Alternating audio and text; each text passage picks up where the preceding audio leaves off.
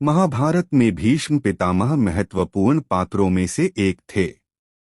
वे आजीवन ब्रह्मचारी रहे और हस्तिनापुर की सेवा में लगे रहे। उनके पिता राजा शांतनु थे। भीष्म के जन्म से जुड़ी कथा बहुत ही खास है।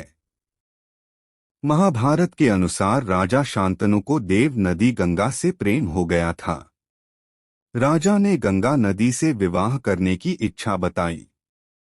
इसके बाद गंगा ने राजा शांतनु के सामने शर्त रखी थी कि मुझे मेरी इच्छा के अनुसार काम करने की पूरी स्वतंत्रता चाहिए। जिस दिन आप शांतनु मुझे किसी बात के लिए रोकेंगे, मैं आपको छोड़कर चली जाऊंगी।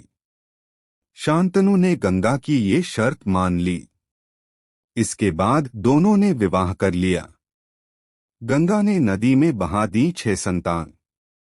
विवाह के बाद गंगा जब भी किसी संतान को जन्म देती, वह संतान को तुरंत नदी में बहा देती थीं।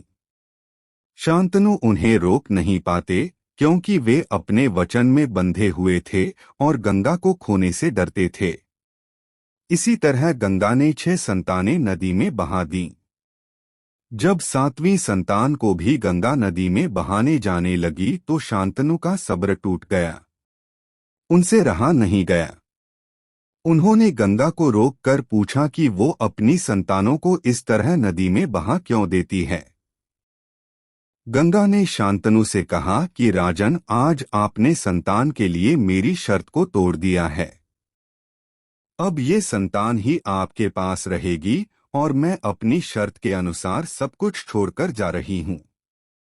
शांतनु ने अपनी संतान को बचा लिया, लेकिन उसे अच्छी शिक्षा के लिए कुछ सालों के लिए गंगा के साथ ही छोड़ दिया।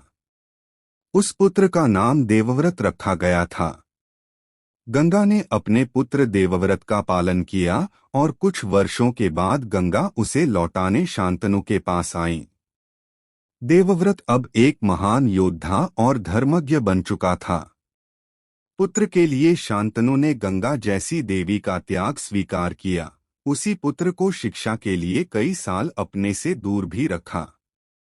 इसी देवव्रत ने शांतनु का विवाह सत्यवती से करवाने के लिए आजीवन अविवाहित रहने की भीषण प्रतिज्ञा की थी, जिसके बाद इसका नाम भीष्म पड़ा।